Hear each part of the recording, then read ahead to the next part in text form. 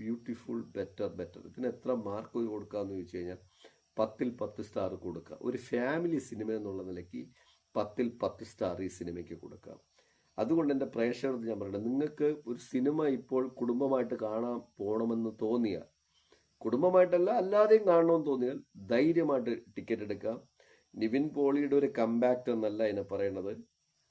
ഒരു മതവും ഒരു ആത്മീയതയും ഒരു ആത്മാവും പിന്നെ പ്രകൃതിയും ഇതൊക്കെ ആയിട്ട് തീരുന്ന ഒരു എത്തിക്സും, മീൻസ് എനിക്ക് ദൈവമില്ല എന്ന് പറഞ്ഞൊക്കെ ജീവിക്കണവരും അങ്ങനെ ഉള്ളവരോട്ടൊക്കെ ചേർന്ന് ഒരു മിക്സഡ് കാര്യം. പക്ഷെ ഇതൊക്കെ പറഞ്ഞിട്ട് വരുമ്പോഴും ഇതിന്റെ നെഗറ്റീവ് പറയാതിരിക്കാൻ പറ്റൂല. ഇതിൽ നിവിൻ പോളി എന്ന് പറയുന്ന കഥാപാത്രം എത്തിക്സ് ആയിട്ടാണ് കാണിക്കുന്നത്. ഈ പടത്തിന്റെ എൻഡില് അദ്ദേഹം തിരിച്ച് ക്ഷേത്രത്തിൽ പ്രവേശിക്കുകയും അദ്ദേഹത്തിന്റെ അച്ഛൻ പൂജാരി അവിടെ ഇരിക്കുകയും ചെയ്യുന്നുണ്ട്.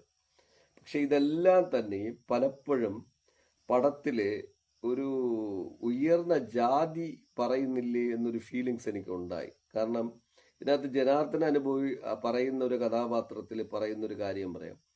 ഈ നിവിൻ പോളി വന്ന് ജനാർദ്ദന്റെ അമ്മ, അവരൊക്കെ നല്ല ഡീപ്പ് ബന്ധമുണ്ട്. അതാണ് ആഴമായ ബന്ധത്തിൽ പറയുമ്പോഴത്തേക്കും, നിങ്ങൾക്ക് ഞാൻ പുറത്തൊരു രാജ്യത്തിന്റെ പേര് പറഞ്ഞിട്ട് അവിടെ നിന്നൊരു ബാച്ചിലറായി നിങ്ങൾക്കൊരു സുന്ദരി ഇറക്കട്ടെ എന്ന് ചോദിക്കുമ്പോൾ പുള്ളി ജനാർദ്ദന്റെ കഥാപാത്രം ചോദിക്കുന്നുണ്ട്, അതും ഒരു നമ്പൂതിരി കുട്ടിയായിരിക്കണം എങ്കിൽ മാത്രം. ജനാർദ്ദനത്തിന് 85-90 വയസ്സായി, 100 വയസ്സോളായ ഒരു കഥാപാത്രമാണ് പറയണത്.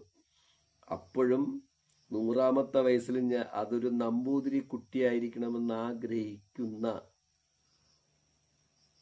കഥാപാത്രം is strange, compulsory strange. ഇത്തരം സ്ട്രെയിഞ്ച് സീനുകൾ അതിൻ്റെ അകത്ത് തുടക്കം മുതൽ എൻഡ് വരെയുണ്ട്. It's negative. ഈ സയൻസ് വികസിച്ച്, ഈ ടെക്നോളജി വികസിച്ച്, ടെക്നോളജി വെച്ചിട്ട് നമ്മൾ മുന്നോട്ട് പോവുകയും ടെക്നോളജി വെച്ച് സിനിമ എടുക്കുമ്പോൾ കഥാപാത്രത്തിന് അത് അനുയോജ്യമായി പറഞ്ഞാലും ഞാൻ തെറ്റ് പറയുന്നില്ല.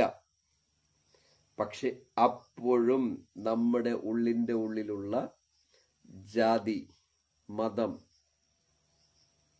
പാരമ്പര്യമായിട്ട് തള്ളിത്തന്നിരിക്കുന്ന പല വിശ്വാസങ്ങളും നമുക്ക് മാറുന്നില്ല. ഈ എത്തിക്സും തിരിച്ച് എൻഡ് ഓഫ് ലെവലിൽ ക്ഷേത്രത്തിൽ പ്രവേശിക്കുകയാണ്. പക്ഷെ ക്ഷേത്രത്തിൽ പ്രവേശിച്ചത് അച്ഛനെ തൃപ്തിപ്പെടുത്താനാണോ അതോ അയാളുടെ വിശ്വാസം കൊണ്ടോ എന്ന് എനിക്കറിയില്ല. അത് രണ്ടായാലും ഞാൻ അതിനെയൊന്നും ക്രോസ് ചെയ്യണമില്ല, തെറ്റും പറയുന്നില്ല. പക്ഷെ ഈ സിനിമയിൽ ഉടനീളം ഒരു മുൻനിര ജാതിസം പറയുന്നില്ലേ എന്നെനിക്കൊരു ഫീൽ ചെയ്തിട്ടുണ്ട്. കാരണം ജനാർദ്ദനന്റെ ഈ കഥാപാത്രം മുതൽ മറ്റേയാളിന്റെ, അതായത് ഇതിലെ